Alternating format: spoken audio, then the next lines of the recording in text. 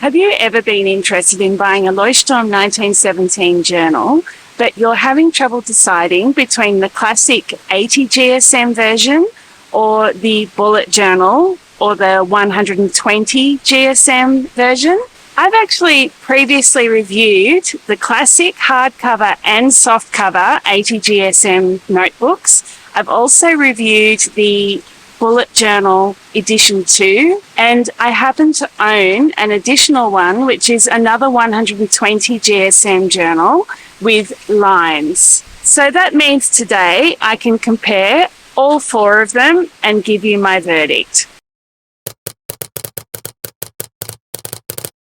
I'm Ruby from The Useful Journal. Like this video and subscribe to my channel for more answers to your journaling questions. To compare the four journals I have from the Leuchtturm 1917 journal range, I will talk a bit about the company and their products, the prices of each journal, the packaging, the features of the journal, the markings, and I will talk to you about the paper and how the pen test results compare.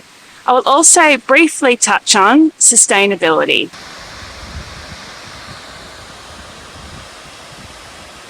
Leuchtturm 1917 is a multinational company based in Germany, but their products are available in over 80 countries around the world. All three of my hardcover notebooks were made in Taiwan, but the softcover notebook was made in China. Leuchtturm has warehouses outside Europe, and they do have features like personalization available in a limited number of countries. The classic 80 GSM notebooks come in a large range of colors, whereas the notebook with 120 GSM paper currently only comes in 8 colors.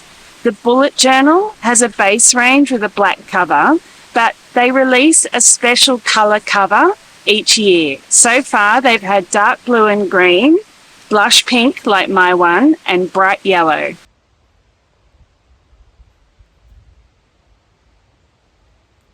The classic hardcover 80 GSM notebook has 251 pages and costs $25.50 US, which is 10 cents per page. The 120 GSM notebook has 203 pages and costs $29, which is 14 cents per page, with the Bullet Journal only slightly more expensive with 206 pages and a cost of $31.50, which works out at 15 cents per page. The classic softcover 80 GSM notebook is by far the most expensive option, with 123 pages and a cost of $23 US, which works out as 19 cents per page in US dollars. For the 120 GSM paper notebooks, you're making a choice between page markings. The plain notebook has an index, and in my lined version, a place to write the date on each page. The Bullet Journal has a range of marked pages to help you apply the Bullet Journal system, which I'll go through with you later. It's very typical for notebooks with heavier weight paper, like the 120 GSM versus the 80 GSM, to have less pages because they like notebooks to be kind of a standard thickness and weight. If they were to provide the same number of pages in the 120 GSM as they do in the 80 GSM, you'd end up with a journal. So the 80 GSM has 20% more pages, and you'd end up with a journal that was quite a lot heavier and thicker, and it just makes it less usable for people, less easy to carry around. The softcover 80 GSM notebook is almost twice the price per page of the hardcover notebook, so I hope you really want a more flexible and lighter weight journal if you want to buy that one.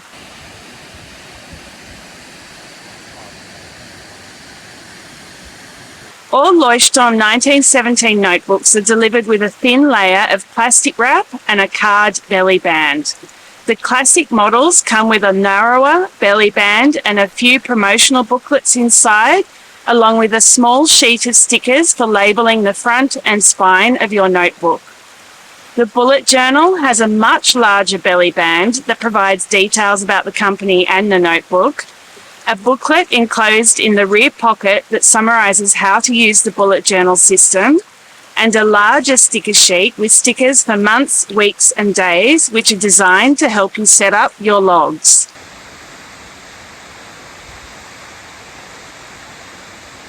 All the journals have leatherette covers, but they are different materials. The hardcover notebooks have a leatherette that is acrylic-lined paper, which is not as durable, but is less environmentally harmful to manufacture than the polyurethane leatherette used for the softcover notebook. All the notebooks are stamped with Leuchtturm1917 on the bottom of the back cover, and the bullet journal is the only one with the bullet journal brand embossed on the front. In some countries, if you buy directly from Leuchtturm1917, it is possible to have your journal personalized with embossing on the front for $10 US. The text is pretty small, so it's not a statement like it is on some other journal brands where you can get your name embossed on the cover. The notebooks have a slightly narrower than standard elastic closure. They all have a rear pocket, plain page edges, rounded page corners, and all but the bullet journal have 2 good length bookmark ribbons. The bullet journal has 3 ribbons.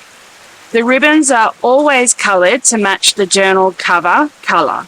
Adhesive pen loops that stick to the inside back cover are available in a range of covers for an extra cost and can only be used once. The classic 80 GSM notebook in both the hardcover and softcover versions has some perforated pages at the back of the notebook.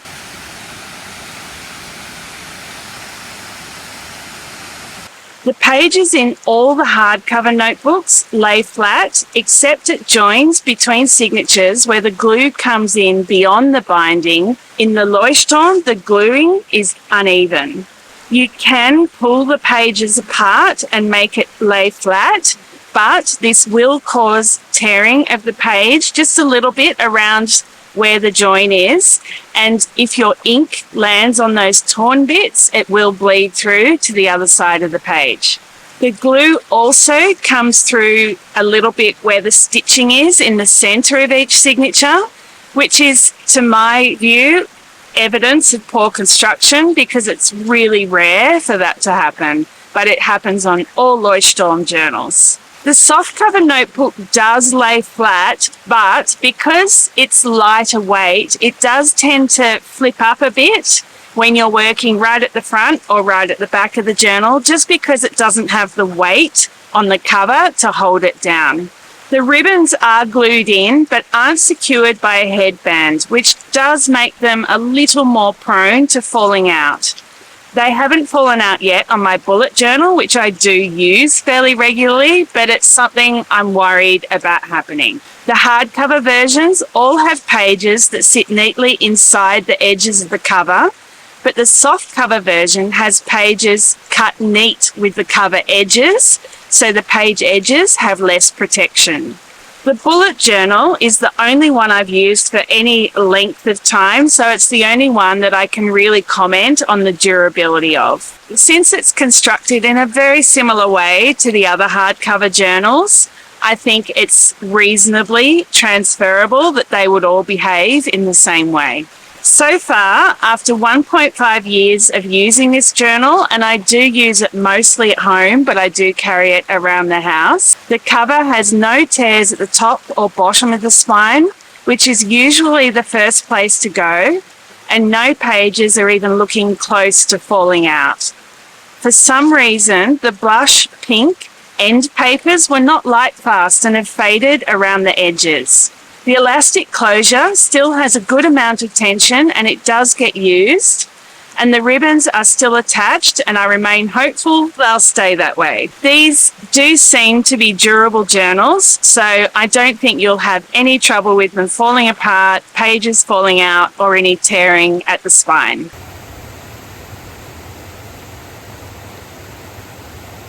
The bullet journal has the most markings of all the journals because it has been set up to use with the bullet journal method. There is a grid guide on the inside cover, an owner page, then key page, intentions page, there are 4 index pages and 4 future logs, all of which could easily be covered up with washi tape or stickers at the top of the page because there are no other page markings apart from the dot grid. Note that the page numbering at the centre of the bottom of the page starts on the owner page in the bullet journal. There are half and third page markings for across the page and down the length of the page. The 120 GSM notebook has an owner page and 2 index pages, and then goes into the dotted or lined pages. It's interesting, in my lined version, the lines are only 6 millimeters apart. Lined journals tend to have a gap of 7 millimeters between lines. Each lined page has a space for the date at the top, which is marked datum or date, and the page number is at the outside bottom corner below the last line. The lines go right to the edge of the page and line up perfectly across the double page spread. On all but the bullet journal, the page numbers start on the first page after the index and are at the outside bottom corner outside the dot grid. All the dot grid journals have an equal space around the dots on the outside edges, which does reduce the workable space of the page. On all the dot grid notebooks, the dots are well aligned across the double page spread. The classic notebooks have 27 dots across the page and 38 down the page. This is reduced in the bullet journal to work with the markings that divide the page into 3. So it only has 25 dots across the page and 37 down the page. All the notebooks have the same grey dots that are of average darkness, similar to the lined notebook. The colour is dark enough to follow without standing out on the page.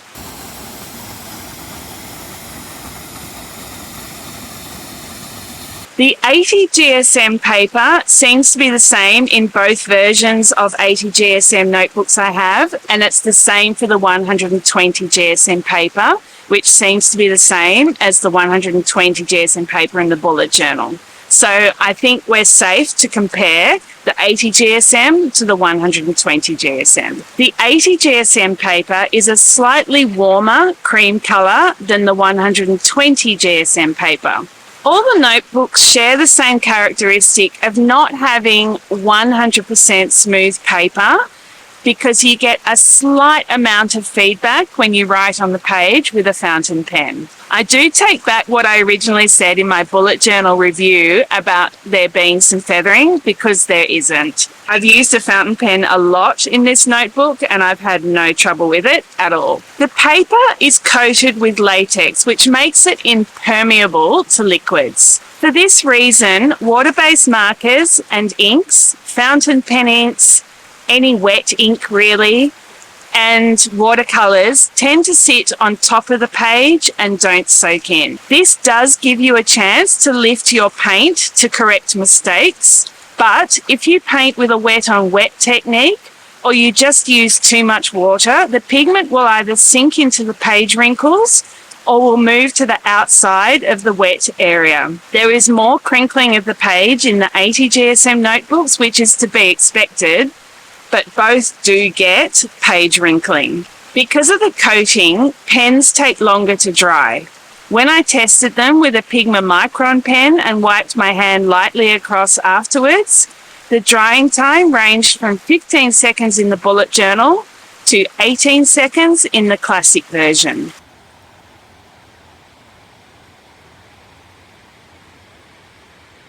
The 120 GSM paper naturally performs better than the 80 GSM, with so little ghosting that even an ultrafine Sharpie doesn't show through the page. There is no bleed through, even from watercolours and multiple layers of colouring with a dark Tombow water-based dual brush pen. I did get a minimal amount of ghosting from an inked stamp. While you do get more ghosting in the 80 GSM versions, you still don't really get any bleed through until you see the ultrafine Sharpie alcohol-based marker and any stamps used with an ink pad. Since both paperweights perform pretty well, the choice comes down to your personal preference. Some people actually prefer the lighter weight paper and the effect of the ghosting through the page. For those like me that are a bit less comfortable with ghosting, I find the 120 GSM paper opaque enough, considering I use 160 GSM paper quite a lot. I much prefer my 120 GSM journals for use as my writing journals, where my principal use is just going to be writing with a pen, could be a fountain pen, or using stickers or collage papers.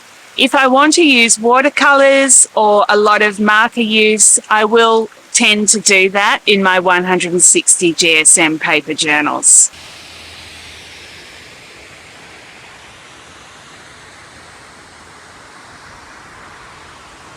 Be aware that some sizes of the Leuchtturm journals don't have FSC certified paper, so paper that's certified as coming from sustainable forestry. Another thing to note is that all the journals I have, while they're marked with FSC, they're marked with the FSC Mix logo, which means that the paper is made with a mixture of materials from FSC certified forests, recycled materials, and or FSC controlled wood. While controlled wood doesn't come from FSC certified forests, it mitigates the risk of material originating from unacceptable sources. Leuchtturm1917 don't provide a lot of other information about sustainability, nor do they tell us how they practice corporate social responsibility.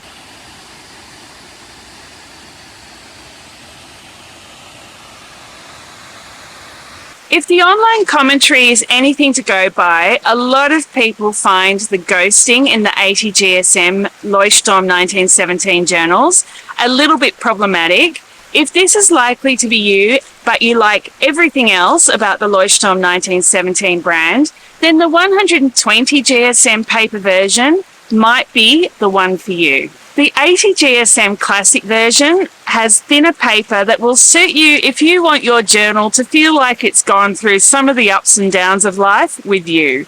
You may also need those 50 pages to get you through a journaling year. It's also significantly cheaper per page than the 120 GSM versions, and you'll be happy to know that the latex-coated paper does ghost a lot less than some other 80 GSM notebooks. If you're watching your budget so that you can afford to eat smashed avocado on toast at the cafe on Sunday mornings, don't even think about buying the softcover version. But if the weight of your bag is already causing you to hunch your back like an 80-year-old and you don't have much to say, then the thinner and lighter weight softcover version may be the one for you. If you'd like a bit of guidance to help you through your bullet journaling journey, then try out the bullet journal. Leuchtturm 1917 journals are pretty durable. As long as you can overlook the bit of tearing near the spine where the signatures join, then I'm sure you're going to be very happy with them.